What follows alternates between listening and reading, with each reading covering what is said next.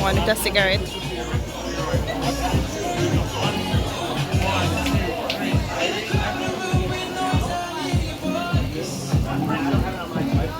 Guy said disappear. He said it's nowhere. Where has the cigarette gone? And he's gonna bring back the cigarette. Wow, you see that, guys?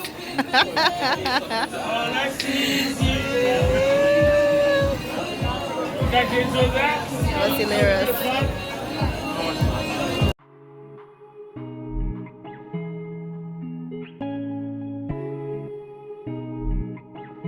Makes sense, not the ganga.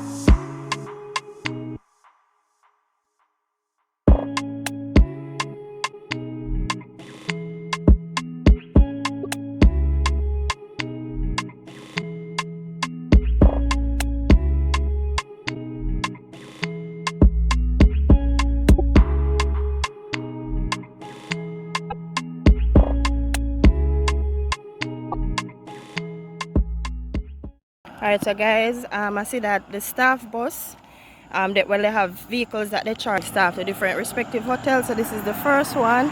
This one is Sandals.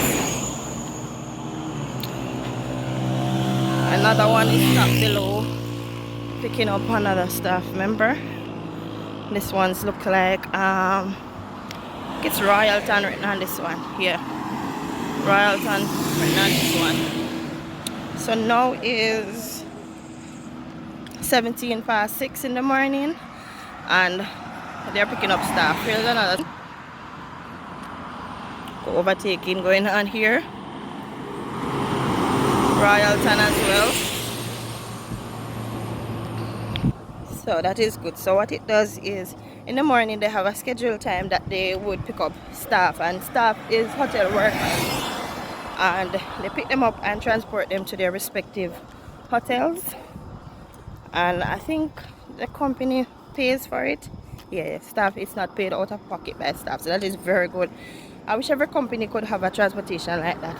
It really helps to boost productivity because everyone is at work on time. That is good. So I go on, I'll show you guys more. Another bus coming. Let me see which bus is this. That one is Beaches. Another one, let me see what is written here. The one there, William. Which one is that? Rio. They said that one is Rio. No sign is there, but they know, guys. They're from here. So it's good that they can provide staff transportation. It lessens the possibility of being late. So once you know the time frame that the transportation comes out in the morning and you prepare yourself, everyone can reach at work on time, and productivity is key, so that is good. Another one is coming. Let me see which company is this one, which hotel. And they have a specific number too, you can know them by. This is Beaches, and this is the one that my sister takes to work before she starts driving. This one is the 44 and this one is Beaches. So I'm currently now at a Candlelight. Unfortunately, I'm told that a young man lost his life while picking breadfruits. I think he was trying to pick breadfruit for resale purposes, and unfortunately he got entangled with the high voltage electrical wire and was executed. It is so sad when we lose somebody, especially someone so young. So now I'm at the Candlelight setting, and I'm just gonna show you how the road is lit. So that it's a Candlelight down red out there outside.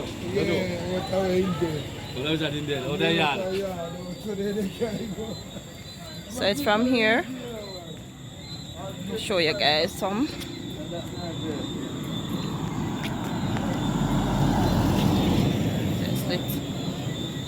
Back there, and then it's going down to the road, and I'm told that it is lit to where he lives. That's where, Preston? So far? Yeah. So I want to show you that I go walk out, listen up. Are they head of the road?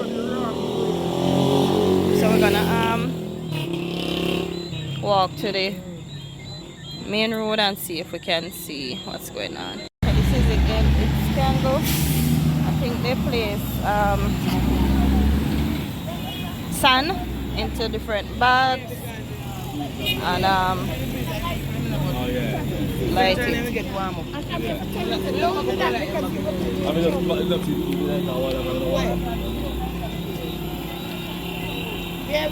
It's pretty, but it's a very sad occasion. You never just look up one in the house. You never call to man. And that, guys, it's pretty.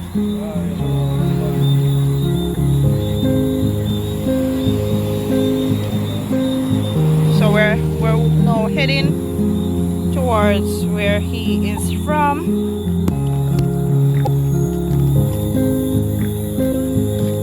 And where you say they happen somewhere along here?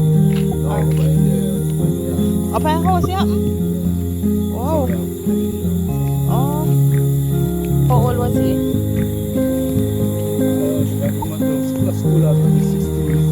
A young guy? Wow. So he's actually a teen. He's actually a teen.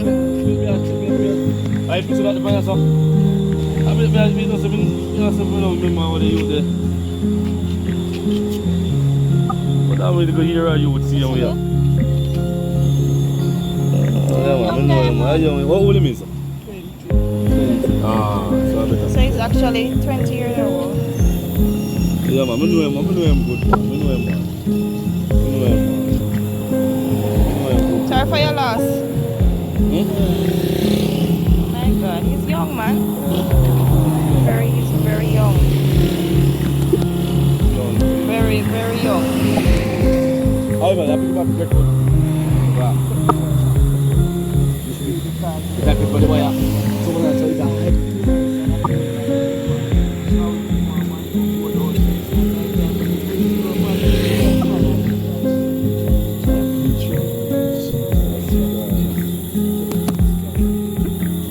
You see a man tell me I run a door. Yeah. Oh my God.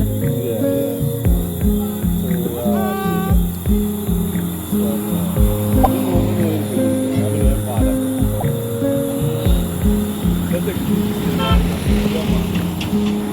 So guys, I spoke to somebody that he used to reside with, and it's actually not that he was picking breadfruit, but they said that the wire, the JPS wire, that's the high tension one,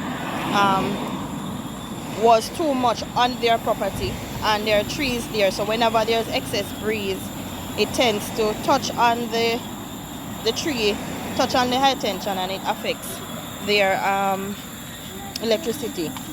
So he was just trying to help himself, and then unfortunately he lost his life. Shouting out to JPS, I've seen numerous videos are on the news about maintenance of the shrub or the bushes or the trees that are intersecting with the light wire, and most of the time they said, oh, it's not, it doesn't belong to me and so on. But I just think we all should come together as one and see how best we can work together and get things eradicated, because if they had done maintenance, they would have seen that it is too much on the property and this could have been prevented. But it's just a sad situation. Come look here. Who this? Sister Mama, of course. We're back from our mini vacation and we're feeling energized and we're ready to go.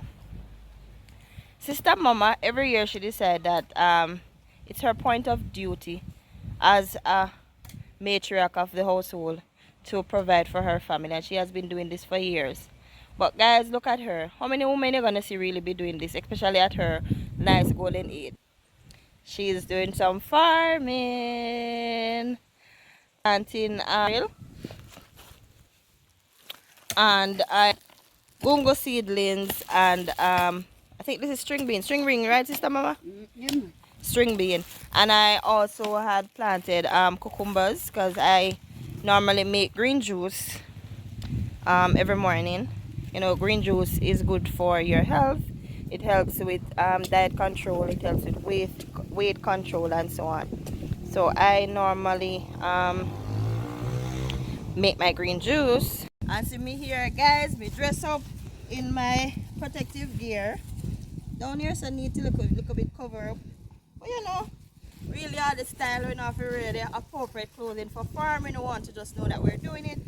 And I'll be the one putting in the gungo and the string bean in the different hole. And just stick and stay. I'm excited, I'm pumped up, I'm rejuvenated, and I'm ready to go. Bye. So I'm now putting in the gungo in the respective holes, and Sister Mama said four gungus per hole. So that's 4 there. Another 4 again.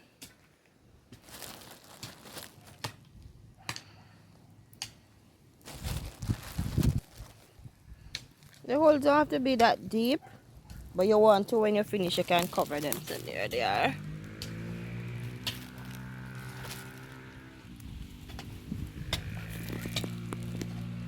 And then when you finish now, we'll have them covered. We're getting some good weather now, so hopefully they will germinate. And then you can see the little when they pop up. So we're now down to the string bean, same quantity. 4. I just love the color of the string bean. It's the pinkish pink stripe with cream. It's a nice color. So different patient, same medicine. So that's 4 to a hole as well.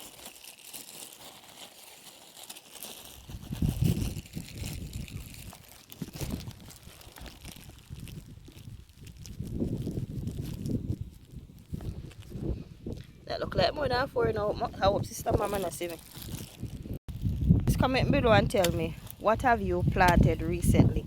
Or what have you ever planted in your life? Remember when you're going to school, they, when you have agricultural class, they normally ask you to plant some farmer seedlings, just to show you how the process of germination and everything goes.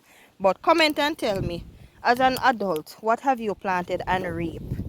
And how did you feel to know that whatever you have on your plate, it was grown, it was planted and grown by you? Comment below and tell me. When I planted the cucumber and they came to maturity and I was able to make my green juice, I felt good because I knew what I was consuming. It was not tainted with no form of chemicals. So I felt good. I said, yes, I'm consuming something healthy, something that I can say I planted and I know exactly what is in it. And not only that, when I made the first sale as well, wasn't a lot, but I was still grateful. And I'm saying, yes, I planted something that I was able to benefit financially from. Guys, farming is no longer for it is not based on age anymore, you know. Gone are the days when you go to school and they ask you what you would like to be when you grow up. Everybody wants to be a teacher, doctor, lawyer. Nobody would stand up and say I want to be a farmer. But shout out to all the farmers. You guys have been feeding us and we appreciate you. It's a good profession to have. It's not all about just dirt. There's a lot of art to it. If you decide to really go and study food, study farming, study different techniques, it's a lot of work, I'm telling you. It's almost like you're studying for a PhD, especially if you want to get optimum quality products and from the farming, or produce from the farming. So farming is not an age-related thing anymore. Anyone can do it. Once you have a mouth and you want to eat and you want to consume things that are nutritious, that are healthy, then I think everybody should plant. If you're living in the city, you can use plants, pots, and plant in it. If you're living in countryside, then you can, you know, brush off a little area and do a little farming. You have to be a lot of things. Just start small and you'll be surprised to see how it extend and can also benefit in terms of having a business, a small business. Guys, gone are the days of one stream of income, you know. It's not possible again.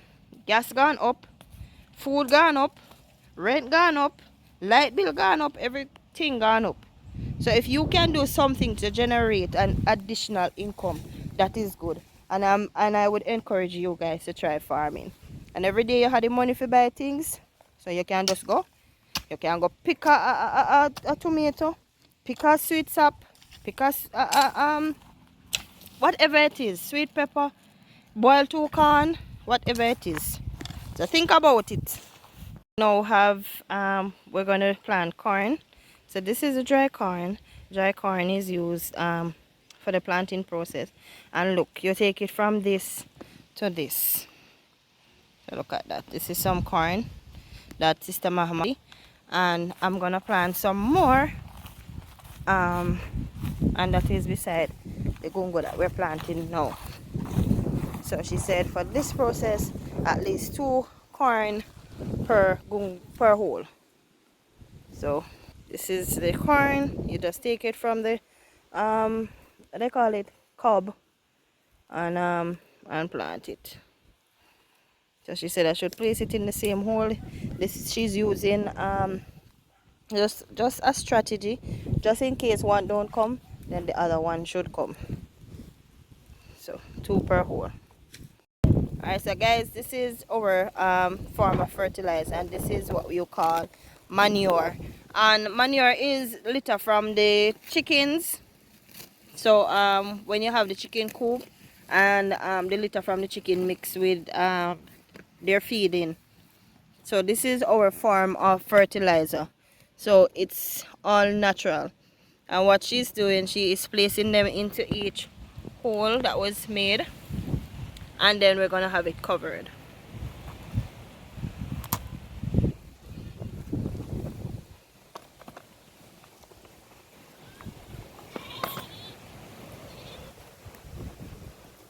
So you see, you have to have a lot of money to do farming. You have to just to improvise, use what you have. And I would classify it as DIY farming style.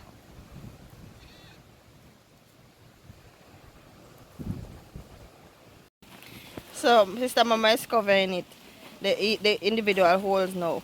As Sister Mama say, this is a DIY thing. So like you see her using her feet to do it. Other persons would use the same hoe or whatever to do it. She's, Alright, so the holes are being covered now. Sister Mama is using her feet to cover the individual hole. The individual hole, not hole, but holes.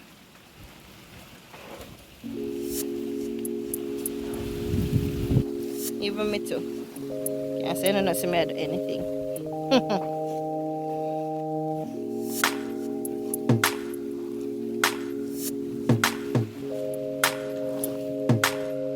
So all the thing that we need now is rain, rain, come on here. Don't stay away another day.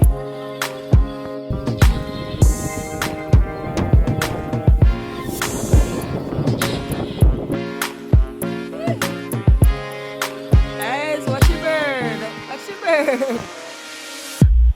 Watch your bird, bird, bird, bird, bird. Look, watch your drone. This is being flown right above my humble home.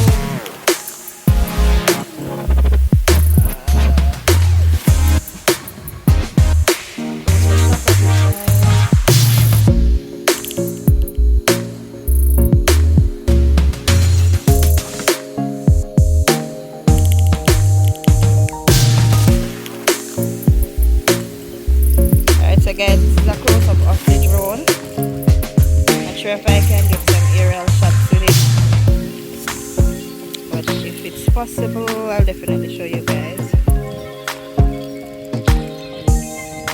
Don't really know much about it. Seeking a sponsorship for one as well, so you can get more interesting shots throughout the videos.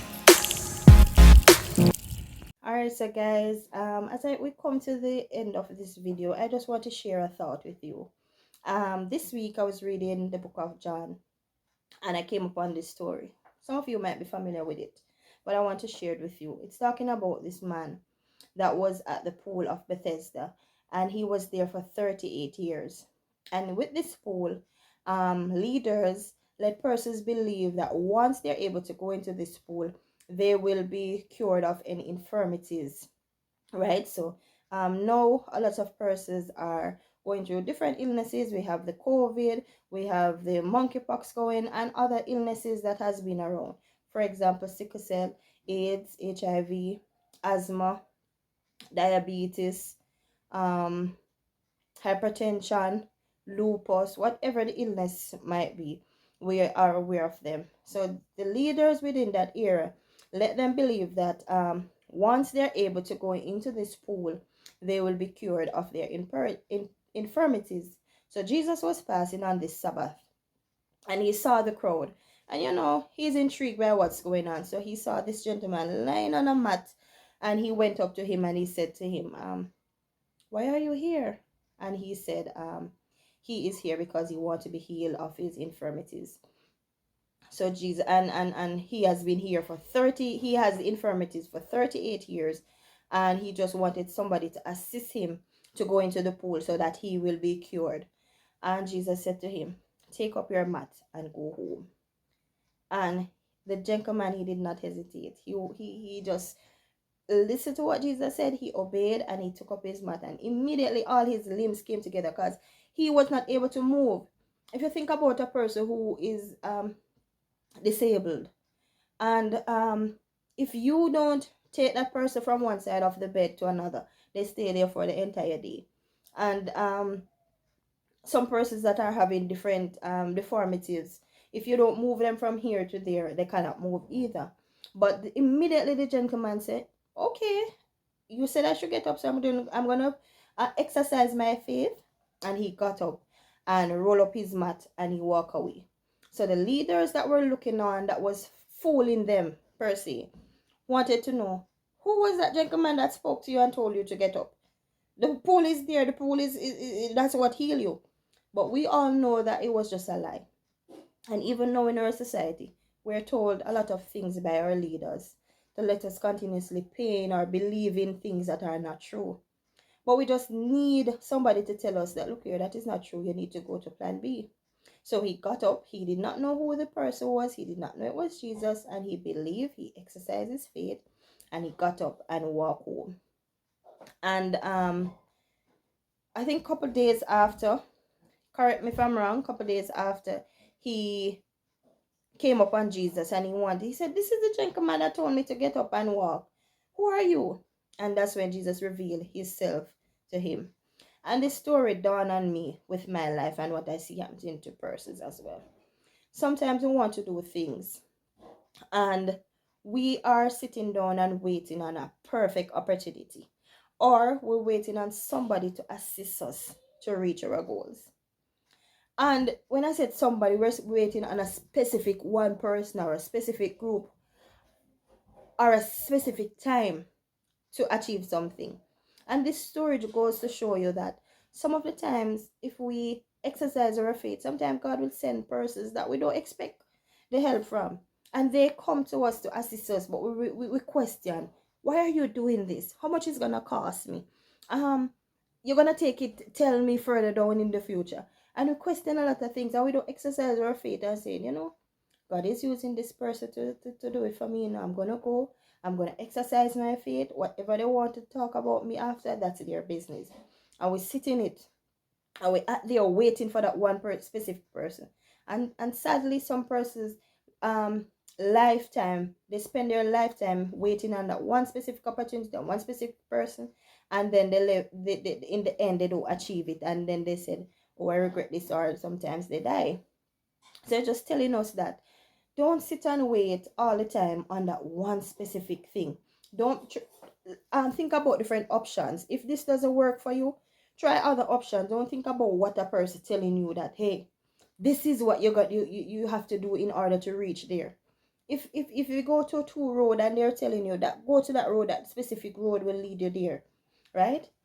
And you see persons go there and maybe say to you that I'm trying to go there but it's road. Try the other road even though it's longer. A lot of us like the highway. But sometimes if we go through the greases and corner and the pothole and the steep corners and so on to really achieve. and mark you at the end of the day. You feel so much rejuvenated, feel so much blessed, you feel like, yeah, you have achieved something because you know what you went through to actually get to that mark. So my message to you this week is, don't be like the man at the pool of Bethesda. Don't believe in